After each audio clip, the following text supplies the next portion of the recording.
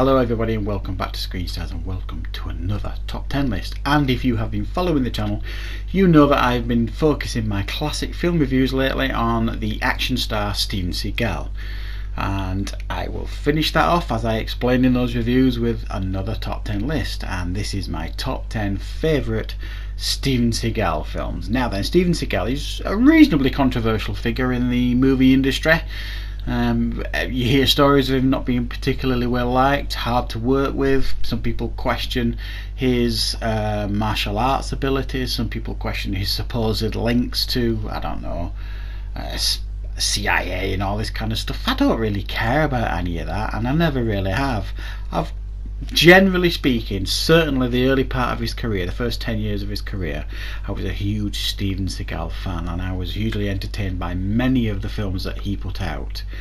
A lot of people complain about his acting ability and things like that. Well, you know, there's a lot of action stars around the same time as Steven Seagal that you could make the very same argument about, and you could make the very same argument for people like John Wayne, who played the same character in every single film he was in.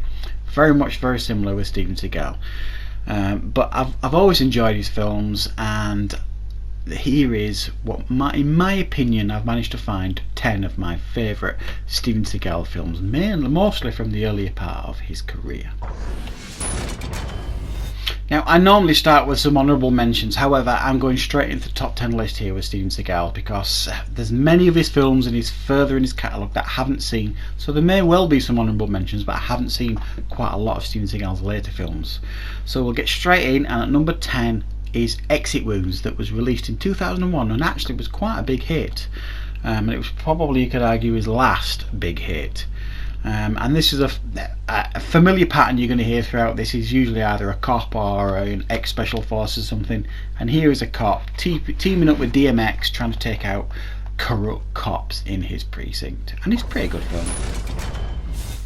At number 9, this is one of the films that I did a classic film review, and it's Fire Down Below, released in 1997, and this was one of those eco action movies. He was right into his eco-friendly movies. He did the other one that he did that was a bit of a flop, the one with Michael Caine, and this was almost like another attempt at retelling that film, but it was not as preachy. There was better action in it, and better character actors around him, and it was a fun action film. And if you do want to see a more in-depth review, you'll be able to watch the classic film review on the channel. But this is certainly worth checking out because not a huge amount of people have seen this one of Steven Seagal.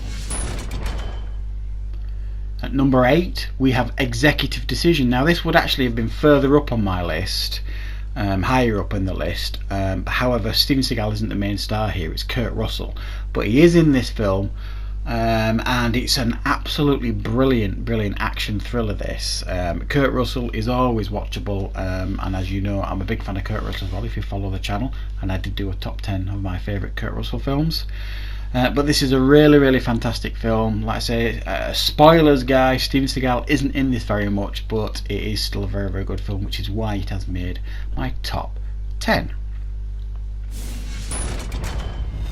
Coming in at number 7, Under Siege 2, the sequel to the smash hit Under Siege. This wasn't as well received as the first Under Siege. However, I still quite like this film. I think it's well made. There's some great action scenes in it, and this is, rather than being set on like a naval ship, aircraft carrier like the first one, this is set on a train. So it's a very similar concept, like the Die Hard concept, but it's just on a train. But he's like protecting his, I think it's his niece, on this train from terrorists that try and take it over. Elliot Gould plays the bad guy. It's a very watchable action film. At number 6, Glimmer Man, the Glimmer Man. This is a film that not an awful lot of people tend to really like in regards to Steven Seagal's, but I really like this. I thought the chemistry between Seagal and Keenan Ivory Wayans was very good. He played like when he tends to partner up with someone, if there's good chemistry there, it works quite well, I find, in Steven Seagal films, and it does here. And this focuses on Seagal's character, who's again a cop, who's trying to track down a serial killer. But in actual fact, he finds out it might run deeper than that, and there might actually be, like, you know, Russian mob involved, all sorts of weird stuff. It's actually a very good film. At number 5 we have Under Siege. Now some people might put this higher up on the list.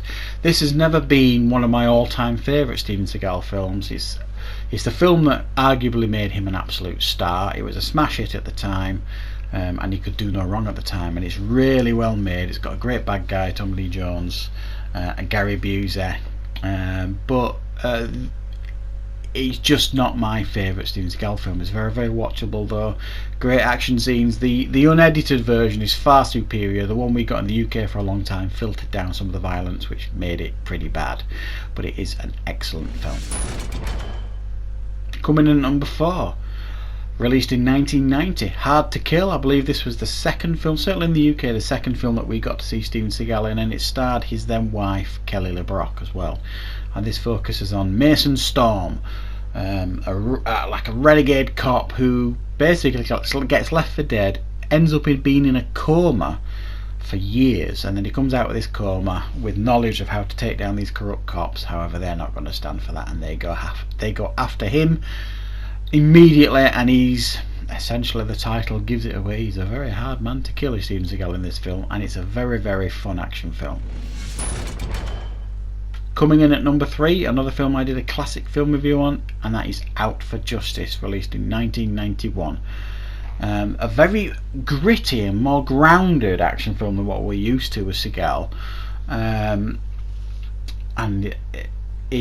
but some really brutal action scenes, and arguably the scene in the fight scene in the bar is arguably the best he's ever put to screen, in my opinion. It was just absolutely superbly choreographed, and it looks great. And this is definitely one of his strongest films, and I really, really love this film, Out for Justice. Number 2, Above the Law, or as it was known to us in the UK for many, many years, Nico. And my understanding is there is a new Above the Law 2 coming out soon. God knows what that's going to look like, but hopefully it's a worthy sequel to this, but I'm not holding out much hope. This is his first film. This is the film that broke him into the action scene, and what a start. Directed by Andrew Davis, I believe it was, who did The Fugitive and things. Really, really brilliant action film that was fairly grounded, and a good cop drama with some great actors. Sharon Stone was in it, Pam Grier was in it. Fantastic start in a movie, this Seagal. And at number 1, another one that I did a classic film review on, and I did mention at the time, this is arguably my favourite Steven Seagal's film, and that is 1990's Marked for Death. Just a brilliant action film. Again, some really brutal action martial arts scenes in it, some great chase scenes, some great gunfight scenes, and I think the best baddie that he's faced on screen, Basil Wallace playing Screwface, who was a ruthless drug baron with a bit of a twist ending that I didn't see coming at the time. Really shocked and surprised me. So a really fantastic Steven Seagal film, this, and definitely the best. So there you go, guys. That is my top 10 list of my personal favourite Steven Seagal films. I would very much like to know in the comments if there's any you think I've missed off, and especially some from his later catalogue that I haven't seen. Like that, I probably haven't seen many Steven Seagal films in the last 10 years. I haven't watched many of them, but I am actually considering, because you can pick them up pretty cheap, going and getting a few cheap and seeing what they look like these days, because there might be some gems out there that I haven't watched over the years. So please let me know in the comments if there's any you think I've missed, that you thought is deserving to be in his top 10 list. It's quite a controversial star, Steven Seagal. He's a musician as well. I think where I live, he actually played at our local theatre here about 2 or 3 years ago. I didn't go and see him, but he's a very avid musician as well. And I do hope, I'm very hopeful that Nico 2 or Above the Law 2 is really up to par. I'd like to see more of him in more relevant action films these days, but ultimately I'm not sure that's going to happen. So yeah, definitely one of the most relevant action stars at the time in the 80s and the 90s. He's made some very good action films. He might have become a bit of a joke to some people in the movie industry.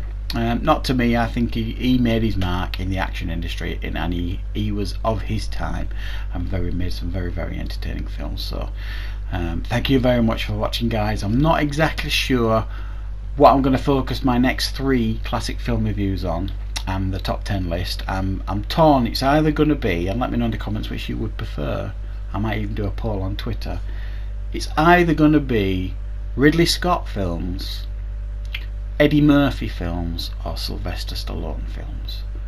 One of those 3, and I'm not exactly sure which yet. I'm going to have a think about it, and then I will maybe put a poll up on Twitter or read your comments and make a decision then. So thank you very much for watching, guys. Thank you for all the support, and of course I'll see you next time on Screen Stars.